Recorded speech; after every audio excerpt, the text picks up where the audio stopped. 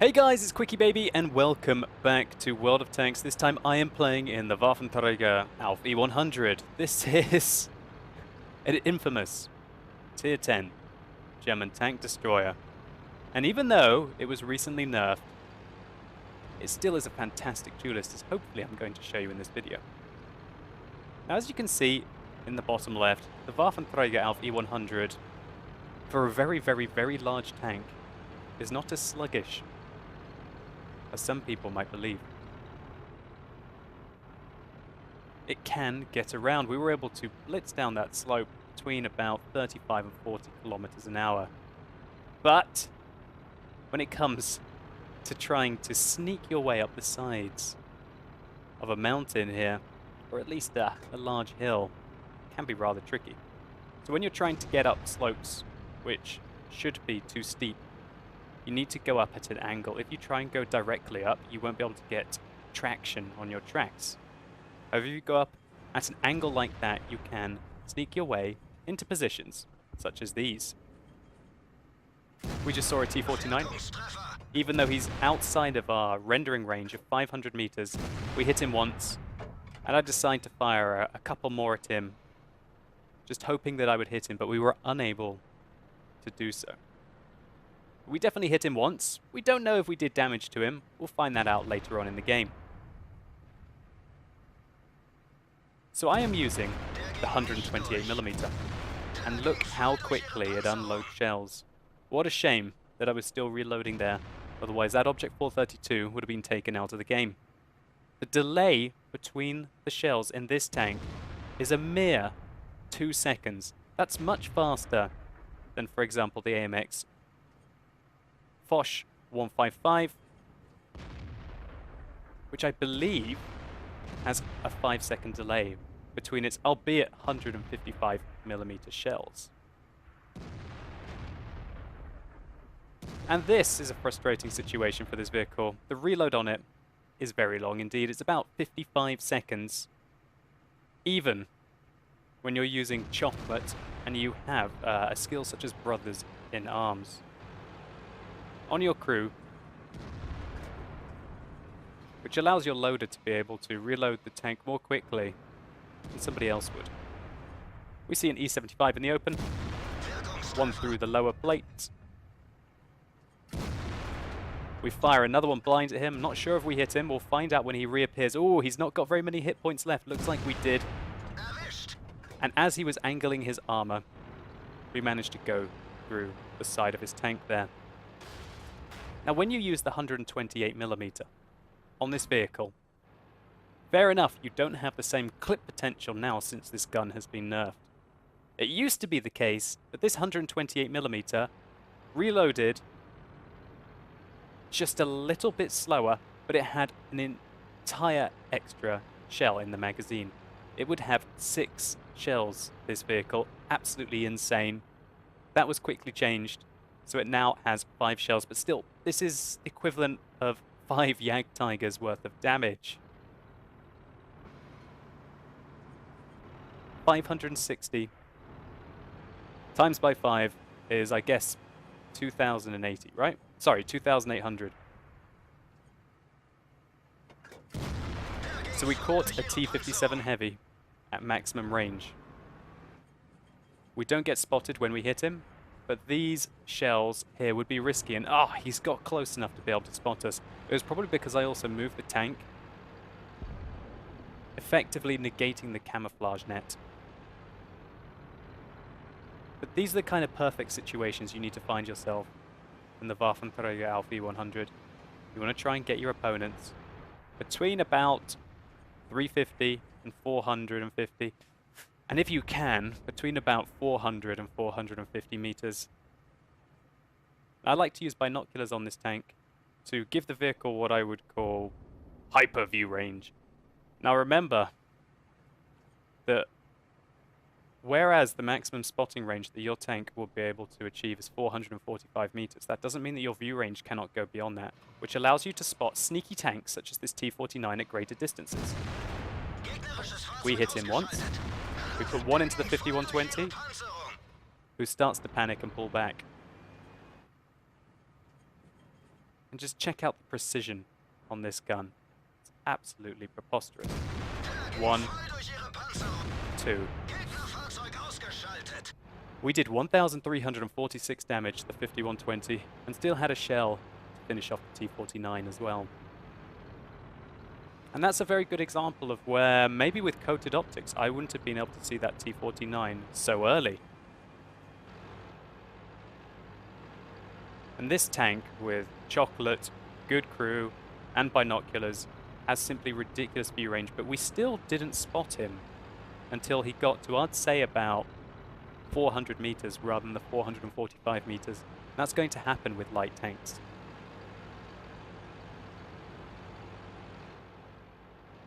So my team has been doing pretty okay, but we're still 2 tanks behind. I've taken out 3, and I'm going to be returning into the original position that we were in, hoping that the T-57 Heavy and the Tortoise are still relaxing in the middle of the map where they were earlier spotted. So I'm trying to sneak my way up the slope, and you can see it's not until we angle the vehicle that we're able to get up it. We've got to be careful here. We've been very lucky to not receive a hit so far. For some reason that Tortoise hasn't spotted us yet. But 1 into him, 2, and he's gone. And we don't even get spotted. Did we shoot him between those rocks? Maybe it was a case of that bush that was nearby him helped us in that effect. So now we're dead even on tanks. I'm not reloading, I've still got 3 shells left, and that's more than enough to be able to take out, as an example, this ISU-152. Now he tried to flank us. It just so happens that we have got him. We fire our first into his tracks, 1 into his hull. He repairs, realizing that he had to use the repair kit. He wasn't going to be safe. It was too late for him. We take the ISU-152 out with the remaining shells in our magazine. So, still dead even, but this fight over here is not going very well, considering that the T-110E4 is on 80% of his hit points. And we can see him coming up the slope behind the back of that IS-4 and the E-100. I need to get over there as quickly as I can to be able to support my team. Now, we've been very fortunate this game that no one has had a shot at us yet. But it's because of the movements that we've been having. And oh gosh, it's a 1 versus 4 engagement, and we know that that T-110E4 had most of his hit points left. And we get spotted. What a disaster. If we hadn't been spotted there, I'm sure we would have had the jump on this T-110E4. But something caught a glimpse of us, but didn't fire at us. But we've got no options but to start attacking. 1 into the E4's lower plate, 2, 3, he's gone. Now we have an IS-7 below us. 1,600 damage done to that E4. The IS-7 puts 1 into our upper hull. We've got 2 shots left, these count. 1. Oh no! The extra 1 didn't penetrate and he's been left on 18 hit points. Well, one way out of this. This tank does weigh a hell of a lot.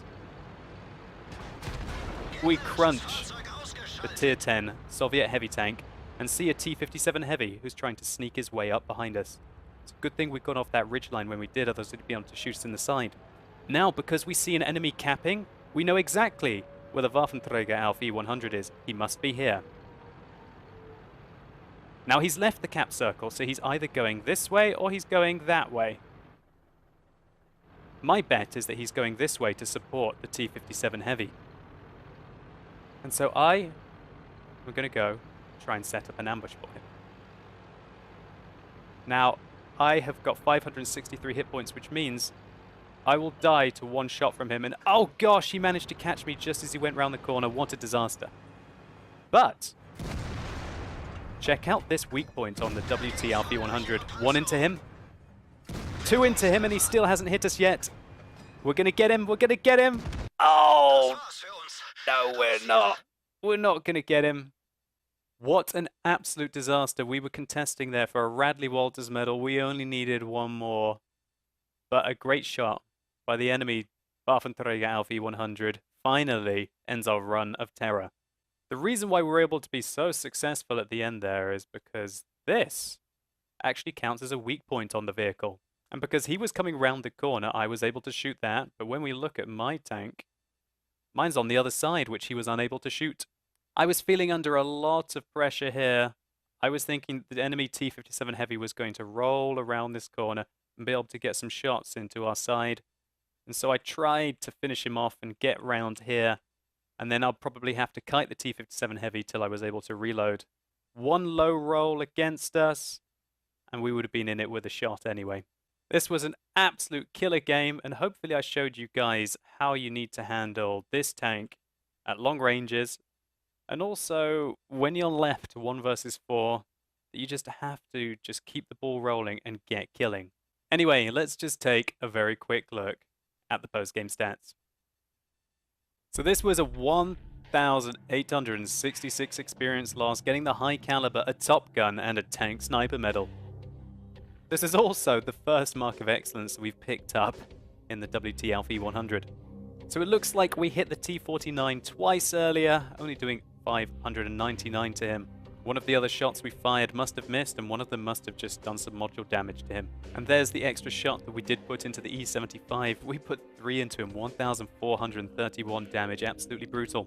So this was a 9,374 damage loss. We fired 26, of which 23 hit, which wasn't bad considering how many we fired blind, and of those 22 penetrated. And in true Waffenträger fashion, we did nearly 5,500 of that at over 300 meters.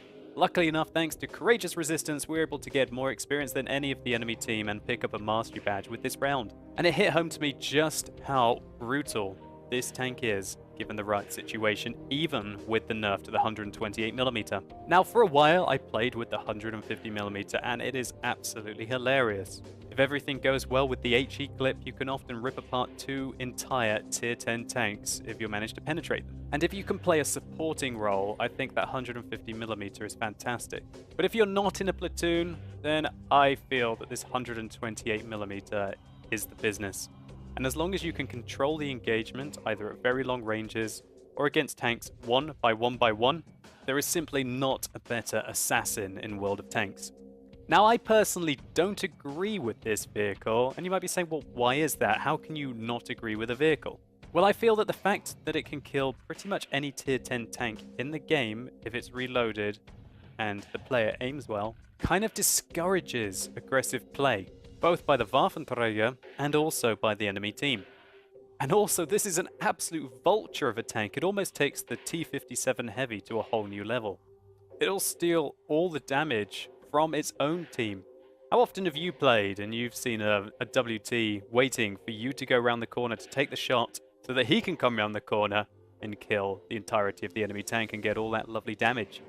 And the way that this is balanced is the turret armor of this vehicle. This tank often loses its gun all the time, and it always gets penetrated, even by HE ammunition in the turret. I think that's too much of an extreme. And I think the nerf to this tank was entirely necessary, and I truly hope that Wargaming don't introduce more glass cannon vehicles like this into the game in the future. But anyway, guys, I hope you enjoyed this video. If you did, please consider giving it a like down below. It really helps the channel out. And if you want to see what this tank was like when it was unnerfed, then click up here and you can see one pretty much obliterating the entirety of the enemy team.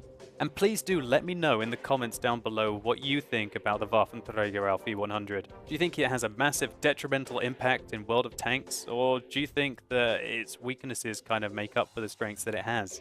Anyway, as always guys, thank you so much for watching. You've been epic, and hopefully I'll see you soon.